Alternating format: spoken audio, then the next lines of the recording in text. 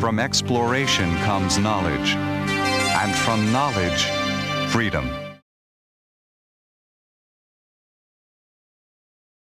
Of this year's Arts Award, and I'm very, very pleased to see you here tonight to discuss the legacy of postmodern choreographer and dancer Trisha Brown.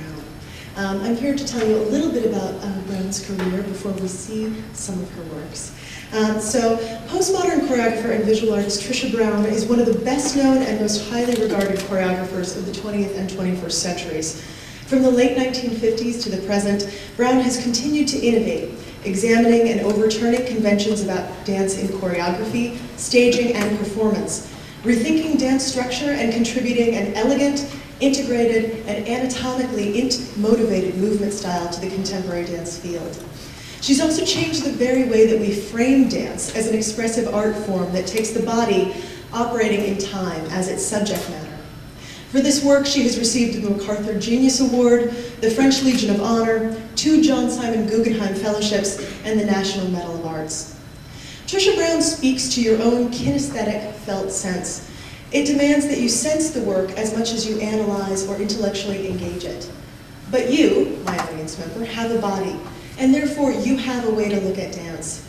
You have an experience of what it is like to move in a silky way, or a rigid way, or a quicksilver way, all elements that you might see in a Brown performance.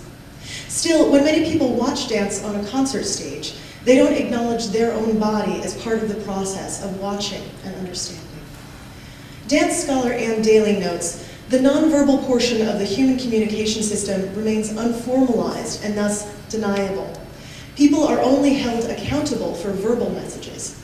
Yet so much of what we know about interpersonal relationships or identities or the world comes to us not from what people say, but what we observe them do.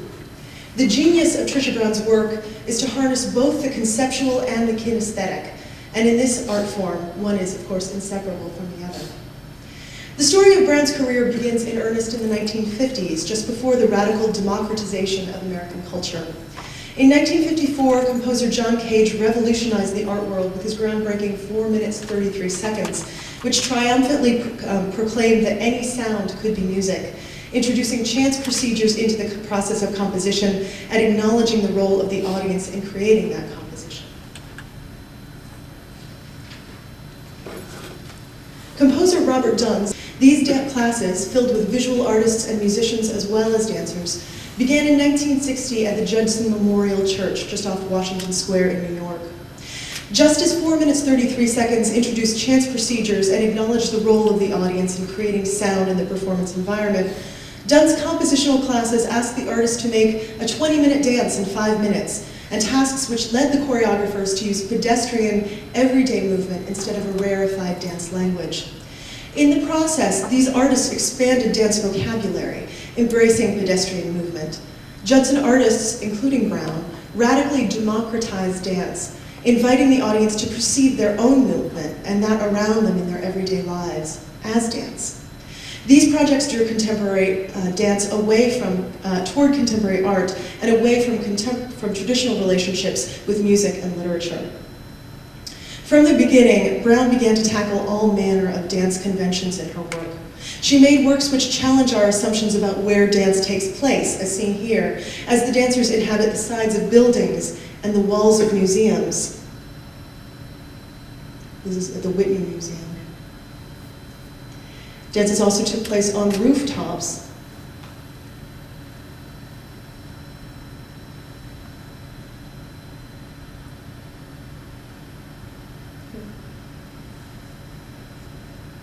And of course on the surface of lakes as well, which radically changed the way that we look at space in accordance with a dance performance, and made the pedestrian theatrical and sort of dramatized the element of chance in the work.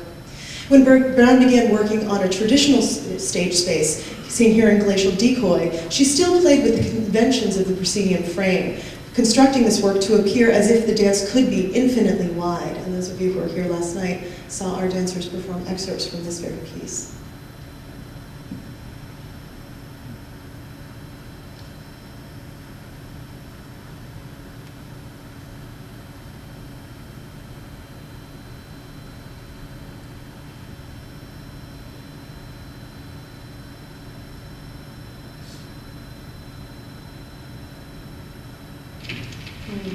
This is a work called Solo Olos, in which she challenged the convention that choreography was something to be worked out in advance of the dance performance.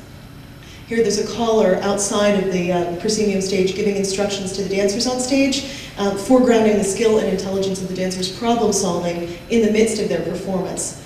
They have to be, the dancers here have to be able to manipulate their movement at the sort of drop of a hat, literally knowing their movement backward and forward at the same time. Trisha Brown also revolutionized dance structure. This is a piece called Accumulation. And like serial artists, Brown created accumulations which layered gesture upon gesture.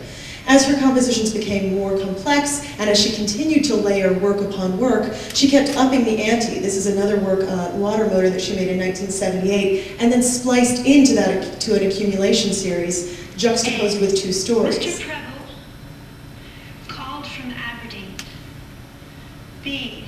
Corky met me at the airport, and on the way into town, A. asked me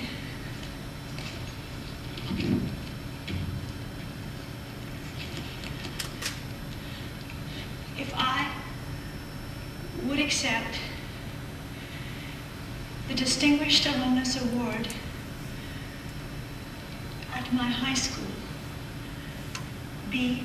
So of course there she was moving back and forth between the telling of two stories and the execution of two dances simultaneously and having to keep track of all those things.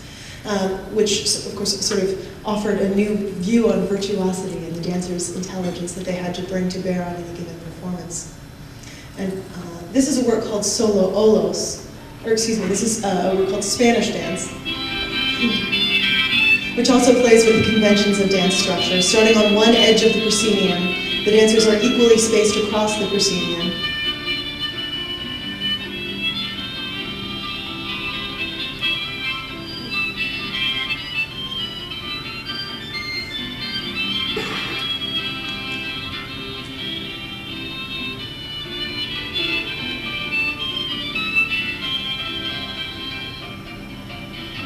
And of course that whole dance took the entire song, but the dancers are playing with these conventions of starting and ending with music, of the width of the proscenium frame.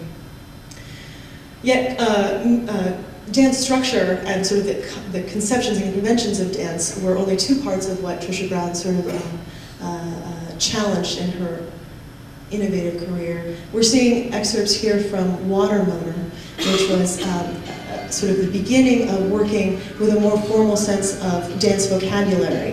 This here is a piece called Set and Reset from 1983, which also begins to take this very sophisticated dance language and approach to anatomy and physicality as its subject.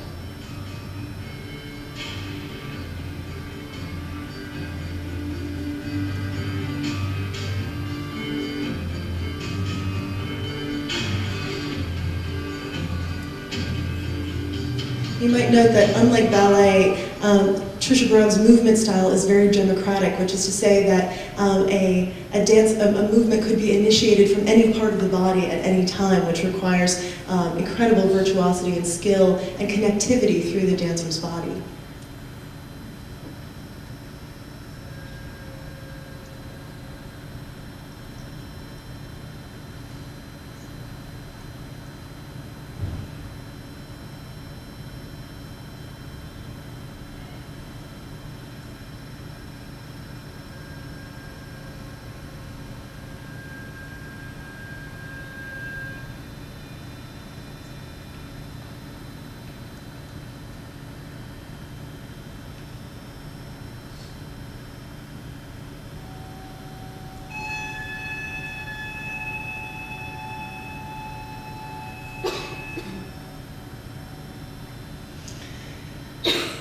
So as you just get a little bit of a sense looking at some of her works, but what often appears at first glance perhaps free and exuberant and wide-ranging and luscious in Brown's work is certainly that, but is also highly choreographed and methodical and very precise. And it's that sort of intelligence that she brings to her work that is definitely a landmark. That said, the experience of watching a Trisha Brown dance live is very different from watching something on video, and I think it's really important that you get the sense, the sort of kinesthetic thrill and response of watching her most beautiful and gifted dancers perform some of her work. So with that, I give you Vicky Schick and Diane Madden, who are going to be performing a collage of Trisha Brown's work that they've entitled Love Letter to Trisha, a Collage.